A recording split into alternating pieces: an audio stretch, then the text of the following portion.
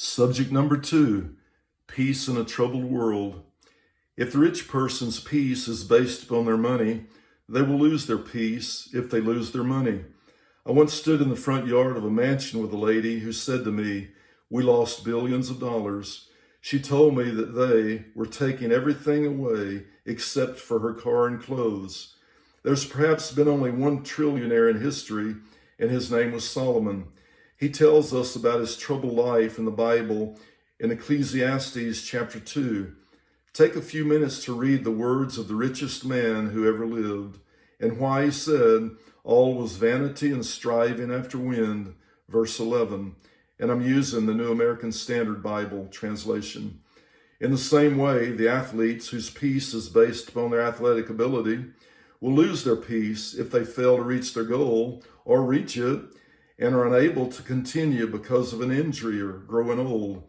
I once competed in sports with a dear friend, and when trouble came into his life, he committed suicide. That was one of the saddest days of my life.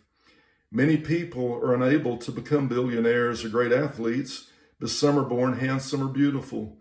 I was once friends with a young lady who competed in beauty pageants. She was returning from a trip to Baton Rouge and was killed in an automobile accident. She was a beautiful young lady, but her beauty didn't last. What things in our lives are passing away? There's nothing wrong with being a billionaire or enjoying sports or being beautiful, but if that's our focus, we will never have true and lasting peace. Let's not forget the trillionaire Solomon back in Ecclesiastes, who had everything.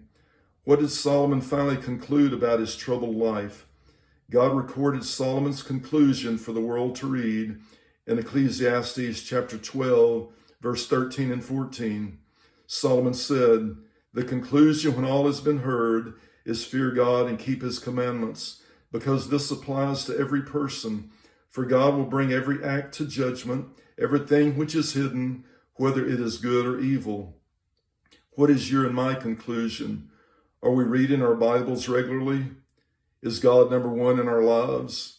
About 1,000 years after Solomon wrote his conclusion about this short life, Jesus came to earth and said, "Peace I leave with you, my peace I give to you. Not as the world gives do I give to you.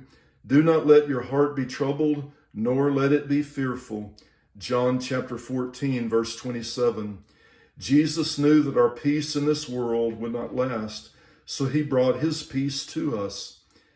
Have you ever given your heart to him and received his peace by faith? This is the only peace that will last in this world of trouble. I love all of you. I wrote a song entitled "The Wind Blows." It really goes along with this lesson on peace in a troubled world. "The Wind Blows" by Ronald Pierce Bamberg. It's on YouTube, Spotify, and Apple Music. I hope it will encourage you and bless you.